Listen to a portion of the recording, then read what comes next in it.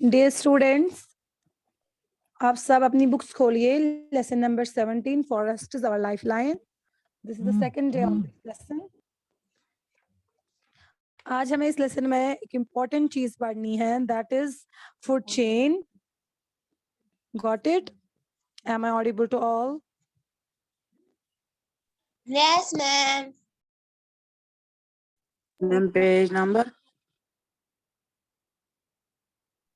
It's page number 266.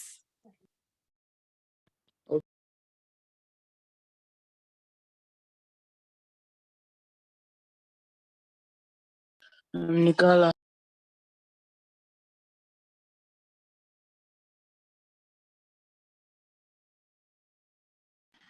Okay dear students, पहले जो हमें इसका टॉपिक है that is forest floor. Forest का फ्लोर कैसा होता है, आपको मैंने, आप कैमरा बेटा बंद रखिए।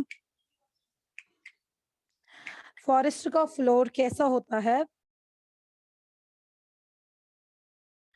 फॉरेस्ट का फ्लोर आपने देखा होगा, it seemed very dark coloured because it is covered with a layer of dead and decaying leaves, fruits, seeds, twigs and small herbs.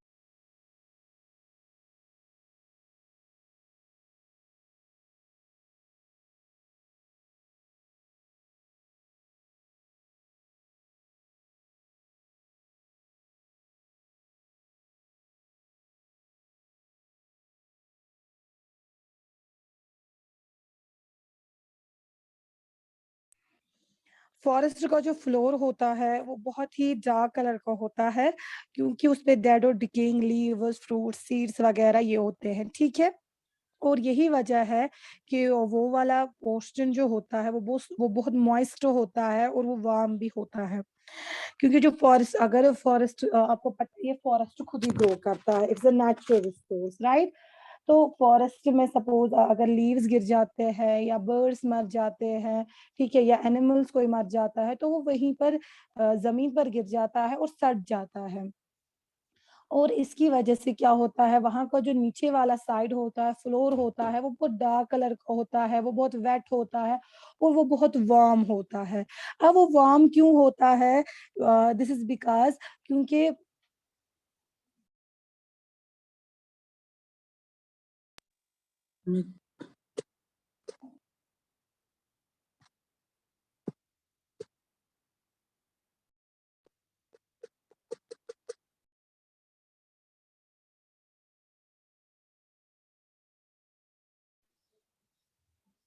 ये वार्म इसलिए होता है क्योंकि जब वो प्रोसेस होता है ना, डिकेइंग का प्रोसेस, तो माइक्रोब्स क्या करते हैं, उस टाइम वो एंजाइम्स को रिलीज करते हैं ताकि वो उस वाली चीज को, उस मटेरियल को जो है, जो वो सड़ाना चाहते हैं उसको वो जो है ब्रेक डाउन करे, ठीक है। तो वो ऑक्सीडेशन के दौरान जो वो एंजाइम्स रिलीज करते हैं, उस ऑक्सीडाइजेशन के टाइम पे उस वक्त वो हीट भी जो है रिलीज करते हैं, और उस वजह से क्या होता है, वो डिकेइंग मटेरियल जो होता है वो वार्म हो जाता है, वो गर्म होता है। आपको एक्टिविटी 7.3 पे जो है ये दिया गया है, अगर आप ये चाहे तो आप ये एक्टिविटी घर में कर सकते हैं। आपको क्या करना है, बहुत ही सिंपल सी एक्टिविटी है। You have to dig a small pit, got it, and put some vegetable waste and leaves in it, ठीक है। फिर आप उसको कवर कीजिएगा सॉइल के साथ, तो फिर आप और थोड़ा सा पानी इसको ऐड कीजिए। आफ्टर 3 और 4 days जब आप उसकी जो वो सॉइल की जो लेयर है वो आप रिमूव करेंगे, तो सो यू विल फाइंड कि आवाज कट आ रही है। एक yes second, ma'am, cut cut क्या रही है? अब आ रही है बेटा क्लियर? Yes ma'am. Yes, तो ma'am. तो उससे क्या होता है, अब जब आप वो वाली लेयर उठाएंगे, ऊपर वाली लेयर जब आप सॉइल की उठाएंगे, you will find that the pit is very warm. वो पिट उस टाइम बहुत वार्म होगी। ये इस वजह से होता है क्योंकि जो माइक्रोब्स होते हैं वो एंजाइम्स रिलीज करते हैं, ऑक्सीडेशन प्रोसेस होता है, वो आपने पढ़ा है रेस्पिरेशन में, वो मुझे रिपीट करने की जरूरत नहीं है, और उस टाइम वो रिलीज भी जो है सॉरी हीट भी जो है वो रिलीज करते हैं। अब एक इम्पॉर्टेंट चीज जो हमें पढ़नी है दैट इज फूड चेन। आपने इससे पहले फूड चेन सुना होगा। फूड चेन क्या होता है? फूड चेन ये वो चेन वाल मतलब चेन ही है, ये डिफरेंट चेन है। फॉर एग्जाम्पल मैं आपको एग्जाम्पल से समझाऊंगी। ग्रास जो होता है या प्लांट्स जो होते हैं they are called autotrophs, right, क्योंकि वो अपना खाना खुद प्रिपेयर करते हैं by the process of photosynthesis, by using sunlight, in presence of sunlight, right, and they release O2। Got it? तो उनको हम ऑटोट्रॉप्स कहते हैं and they are also called producers. ठीक है, तो वो अपना खाना खुद बनाते हैं। लेकिन कुछ जानवर होते हैं जो अपना खाना खुद नहीं बनाते, वो अपने खाने के लिए इसी प्रोड्यूसर यानी ग्रास या प्लांट्स पे डिपेंड होते हैं, ऑटोट्रॉप्स पे डिपेंड होते हैं। उनको क्या कहेंगे? ये आपने ऑलरेडी पढ़ा है ना इसी बुक में। एग्जैक्टली उनको हेटेरोट्रॉप्स कहते हैं। हेटेरोट्रॉप्स अपना खाना खुद प्रिपेयर नहीं कर सकते, वो डिपेंड होते हैं किस पे? प्रोड्यूसर्स पे यानी प्लांट्स पे, जिनको आप हर्बीवोर्स भी कहते हैं। ठीक है, तो ये हर्बीवोर जो है ये ग्रास को खाएंगे। ठीक है, अब हर्बीवोर्स ने खाया ग्रास को, इस हर्बीवोर को कोई कार्निवोर्स एनिमल खाएगा। लाइक फॉर एग्जाम्पल ग्रास में एज अ प्रोड्यूसर ले रही हूँ, फिर इस ग्रास को ग्रास होपर खाएगा। ठीक है, फिर इस ग्रास होपर को फ्रॉग खाएगा जिसको हम सेकेंडरी कंज्यूमर कहते हैं, फिर इस फ्रॉग को स्नेक खाएगा। तो एक किस्म से ये फूड का एक चेन होता है, क्योंकि जो एनर्जी प्लांट ने बनाई, ठीक है, उसने खाना प्रिपेयर अपना किया, वो एनर्जी किसने ली? एक हर्बीवोर ने। ठीक है, वो एनर्जी उसमें ट्रांसफर हो गई, वो खाना बन गया किसका? एक हर्बीवोर का। ठीक है, फिर इसी तरीके से ये हर्बीवोर खाना बन गया किसी कार्निवोरस एनिमल का। तो इसका जो फूड था, उसका जो एनर्जी थी वो फ्लो हो गई, वो खाना बन गया किसके लिए? कार्निवोर के लिए। और इस कार्निवोर को कोई ओमनिवोर खाएगा। इस तरीके से ये एक चेन बन जाती है जिसको फूड चेन कहते हैं। Got it? Yes, ma'am. Okay, मैं अपना कैमरा जो है वो ऑन कर रही हूँ ताकि मैं आपको ये समझाऊं। ठीक है, मैं आपको फिर से ये समझाऊंगी विद एग्जाम्पल फूड चेन किसको बोलते हैं।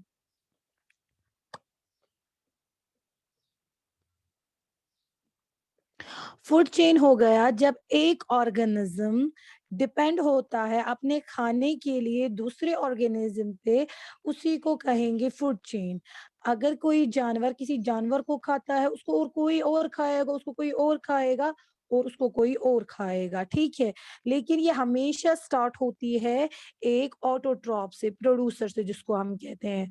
फॉर एग्जाम्पल लीफ की मैं बात करूंगी। ठीक है, प्लांट जो होते हैं वो bye the process of photosynthesis क्या करते हैं? अपना खाना प्रिपेयर करते हैं, है ना। उनको हम क्या बोलते हैं? ऑटोट्रॉफ्स। ये आप लोगों ने पढ़ा होगा। ठीक है, अब इसने अपना खाना खुद बनाया। लेकिन अगर हम अब कैटरपिलर की बात करेंगे, वो डिपेंड है इस वाले पे, ली पे, प्रोड्यूसर पे। ठीक है, तो इसको हम प्राइमरी कंज्यूमर भी कहेंगे। और इसके एग्जाम्पल हर्बिवोर्स होते हैं जो प्लांट्स पे डिपेंड होते हैं। ठीक है, फिर चैमेलियन। चैमेलियन क्या है? This is a secondary consumer. ठीक है, ये खाएगी कैटरपिलर, ये लीफ को तो नहीं डायरेक्ट खाएगी, लेकिन ये कैटरपिलर को खाएगी जिसने लीफ खाया होगा। ठीक है, जिसने प्लांट्स खाए होंगे। तो इसी तरीके से चैमेलियन को स्नेक खाएगा, स्नेक को मंगोज खाएगा, यानी इसको खाया मंगोज ने, खाया स्नेक को, स्नेक ने खाया चैमेलियन को, चैमेलियन ने खाया कैटरपिलर को, और कैटरपिलर ने खाया लीफ को। तो ये देखिए, ये एनिमल्स एक दूसरे पे डिपेंड है फूड के लिए। ठीक है, खाने के लिए ये एक दूसरे पे डिपेंड है, और ये एक किस्म का एक चेन बना रहे हैं। उसी को हम क्या कहते हैं? Food chain. Got it? मैं और समझाए। कोई बात नहीं। फूड चेन में क्या होता है? एक ऑर्गेनिज्म, एक एनिमल दूसरे एनिमल पे, एक लिविंग ऑर्गेनिज्म दूसरे पे डिपेंड होता है।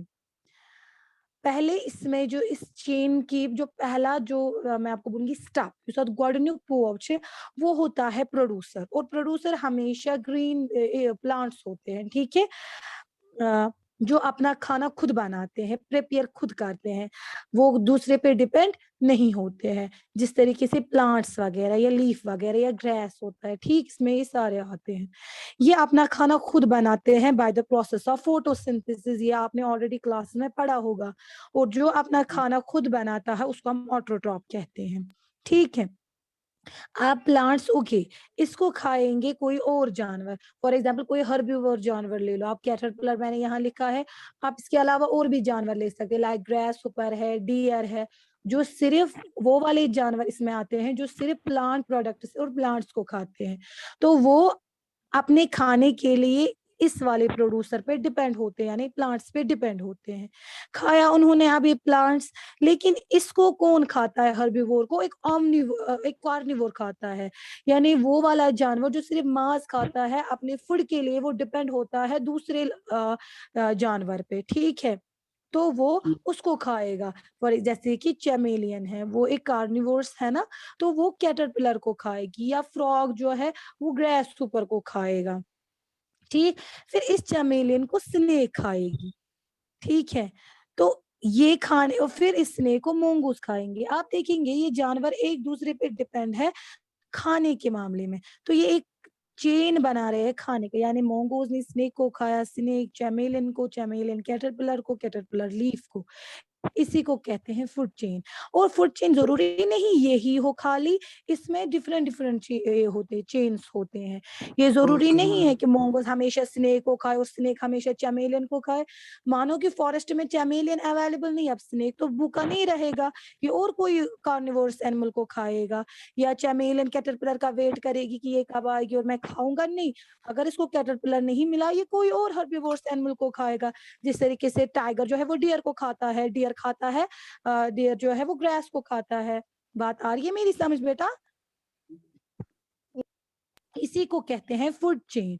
और फूड चेन जो होती है ये एक ही नहीं होती है जो मैंने आपको यहाँ दिखाई, there are thousands of food chains in the forest, जंगल में ऐसे थाउजेंड्स ऑफ फूड चेन्स हमें देखने को मिलते हैं। और एक एग्जाम्पल मैं आपको दूंगी, फॉर एग्जाम्पल ग्रास की, ठीक है, ग्रास खाया ग्रास ऊपर ने, ग्रास ऊपर क्या है,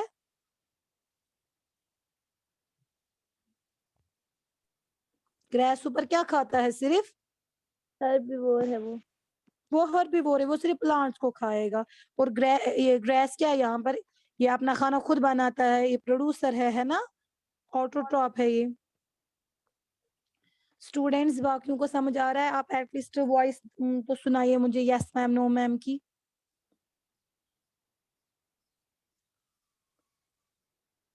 यस मैम आ रहा है समझ। यस मैम आ रहा है समझ।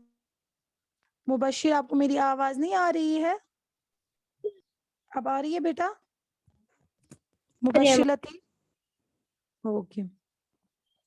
तो ये जो ग्रास है ये प्रोड्यूसर है, इसको खाएगा ग्रास सुपर जो कि प्राइमरी कंज्यूमर है। अब इस ग्रास सुपर को कौन खाएगा, फ्रॉग, एक कार्निवोरस एनिमल, ठीक है। अब ये जरूरी नहीं है कि फ्रॉग ही खाएगा, और कोई जानवर भी खा सकता है कार्निवोरस, ठीक है। फिर इसको खाएगा स्नेक। और इस तरीके से आप देखेंगे खाना जो है वो किस तरीके से एक दूसरे पे डिपेंड है। ये ग्रास स्नेक फ्रॉग पे डिपेंड है, फ्रॉग खुद ग्रास ऊपर पे डिपेंड है, ग्रास ऊपर ग्रास पे डिपेंड है, तो ये एक किस्म का चेन बनाते हैं जिसको हम फूड चेन कहते हैं। आई बात समझ में? Yes ma'am.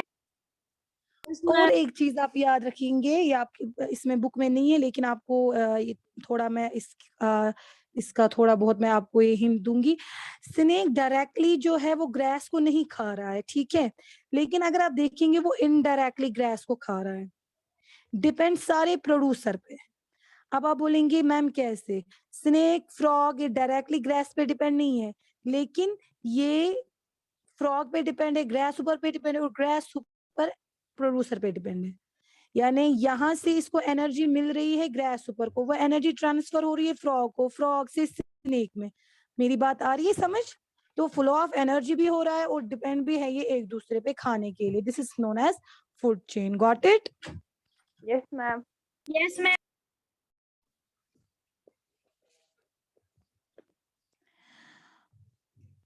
और फूड चेन जो होती है ये सिर्फ एक ही नहीं होती है फॉरेस्ट में, many food chains can be found in the forest and all food chains are linked with each other.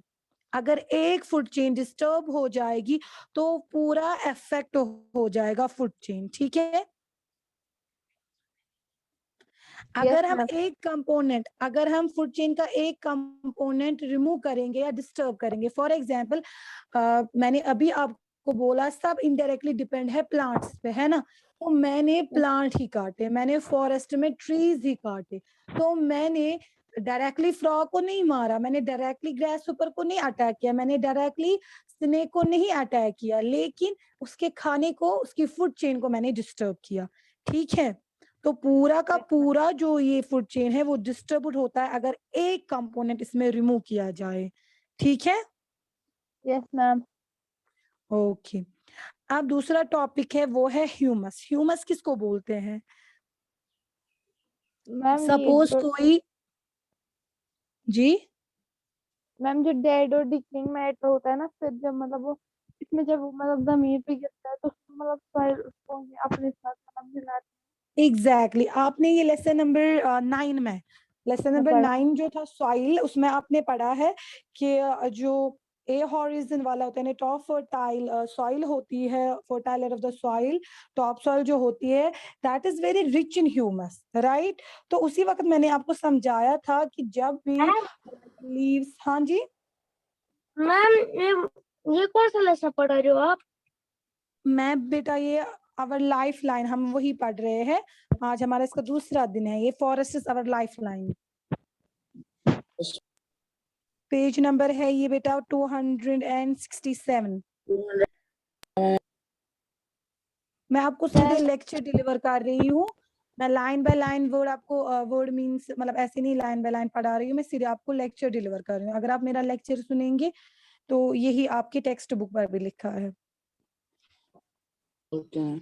तो जो टॉप फर्टाइल लेयर होती है सॉइल की, जी मैम ये इसमें तो फूड चेन नहीं है ना, लेकिन ये एग्जाम में भी आ सकता है ना? बेटा फूड चेन क्यों नहीं है इसमें? आप देखिए 266 पेज में देकर है फूड चेन आपको, लेकिन अब इसको इन्होंने स्टोरी वाइज बनाया है, मैंने वैसे नहीं बनाया, मैंने आपको इम्पोर्टेंट मतलब ऐसे ही लेक्चर इस पे दिया है, इस पे है फूड नहीं चेन बेटा, आप देखिए।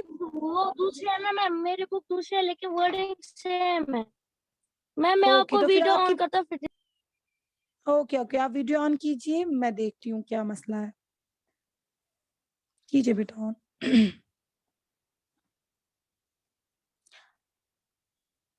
मैम नहीं है फूड चेन। कीजिए बेटा पेज टर्न कीजिए और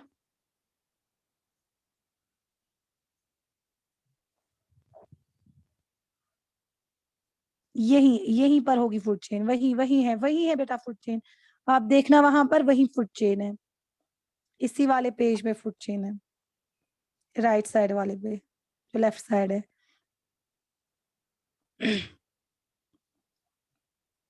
जी बेटा ये सेम बुक है लेकिन इसमें पेजिंग सॉरी जो पेज नंबर है ना वो थोड़ी बहुत ये है वेरी कर रहे हैं, ठीक है? तो आप लेक्चर मेरा सुनिए, फिर आप बुक से भी अगर देखेंगे आप ये फिर बाद में ढूंढना कहाँ पर लिखा है, ठीक है? तो मैं कह रही थी कि ह्यूमस जो होता है, ठीक है, फॉरेस्ट में आप मानिए कि कोई जानवर जो है वो मर गया, ठीक है, या आप फॉरेस्ट की बात छोड़िए, आप अपने घर में ही देखिए, आपका जो गार्डन होता है अगर वहां पर कोई प्लांट लगा होता है, उसके लीव्स जो गिर जाते हैं वो जमीन में कुछ टाइम के बाद मिक्स हो जाते हैं, वो सड़ने लगते हैं, गलने लगते हैं, उसी फिर वो क्या करते हैं, वो ह्यूमस का फॉर्मेशन बनाते हैं। कोई जानवर अगर मर गया फॉरेस्ट में, कुछ टाइम के बाद वो सड़ने लगता है, माइक्रोब्स उसमें आ जाते हैं जिसको वो मतलब सड़ाते हैं, डिके करते हैं, डिकम्पोज करते हैं, और कुछ टाइम के बाद वो सॉइल के साथ मिक्स हो जाता है और सॉइल की फर्टिलिटी को एज अ फर्टिलाइजर वो उधर एक्ट करता है। ठीक है, तो इसी को कहते हैं ह्यूमस। तो फिर वो ह्यूमस की फॉर्मेशन बनाता है।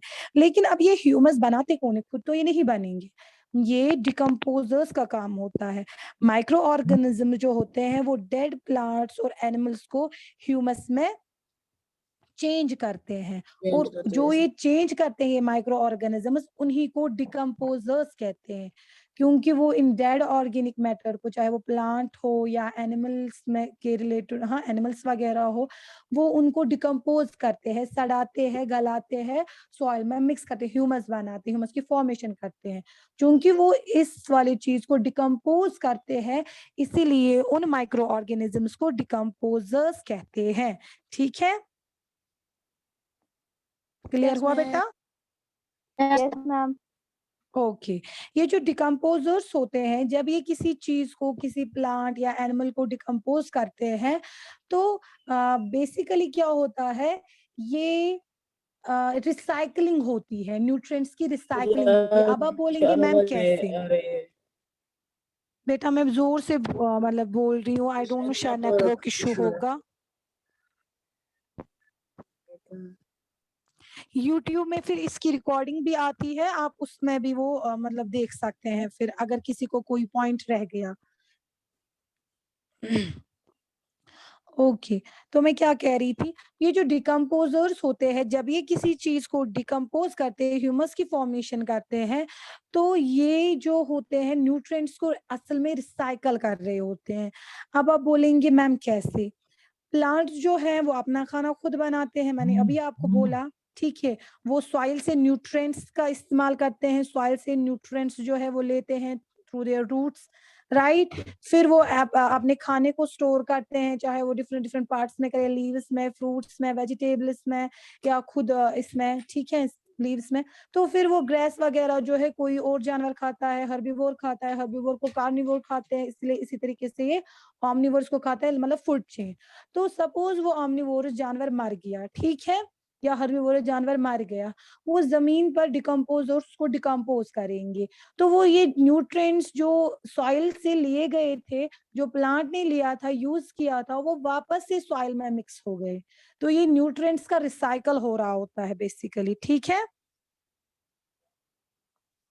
Yes ma'am. so in this way the nutrients are cycled, so कोई चीज वेस्ट नहीं होती है फॉरेस्ट में, so nothing goes waste in a forest, got it? Yes ma'am. तो अगर कोई जानवर मर रहा है, वो भी वेस्ट नहीं हो रहा है, बल्कि वो न्यूट्रिएंट्स सॉइल के वापस दे रहा होता है, यानी वो न्यूट्रिएंट्स एनवायरमेंट में ही रहते हैं। ठीक है, यस मैम।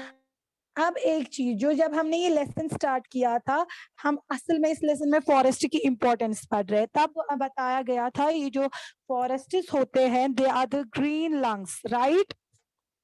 मदीहा ने उस वक्त मुझे बहुत ही अच्छे से रिप्लाई किया था, मैम ग्रीन लंग्स इसको इसलिए बोलते हैं, ये ऑक्सीजन प्रोवाइड करते हैं। एग्जैक्टली, ये सही जवाब है। लेकिन यहाँ पर मैं आपको थोड़ा और क्लियरली समझाती हूँ। आपने रेस्पिरेशन वाला लेसन जो है वो पढ़ा है, राइट, वो आपको मैं नहीं पढ़ाया है। तो लंग्स का काम क्या होता है, कोई मुझे बता सकता है मदीहा के बगैर? मैम उन्हीं की वजह से हम लोग ऑक्सीजन दे पाते हैं ना अंदर।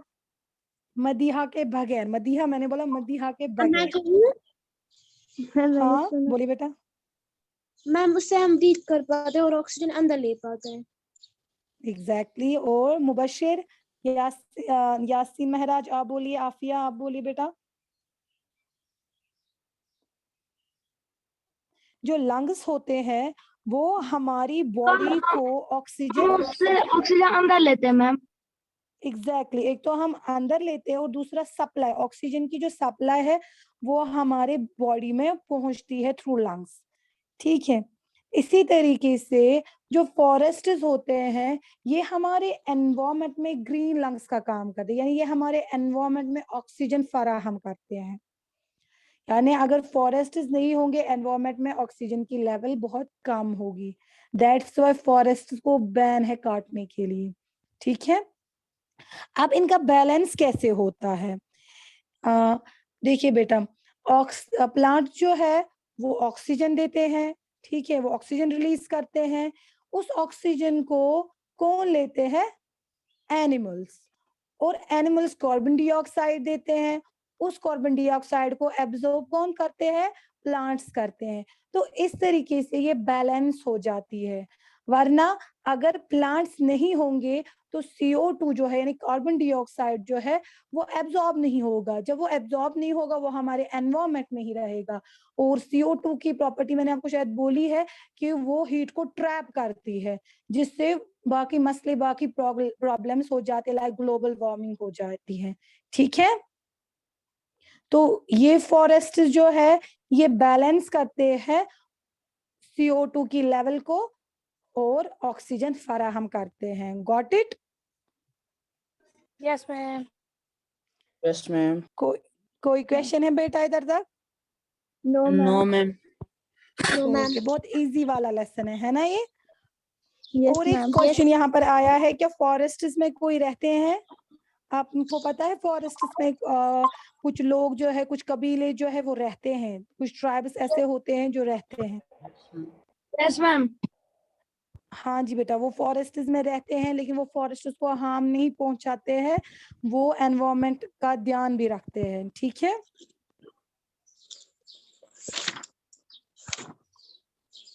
और वो ज्यादातर लेकिन फॉरेस्ट पे ही डिपेंड होते हैं।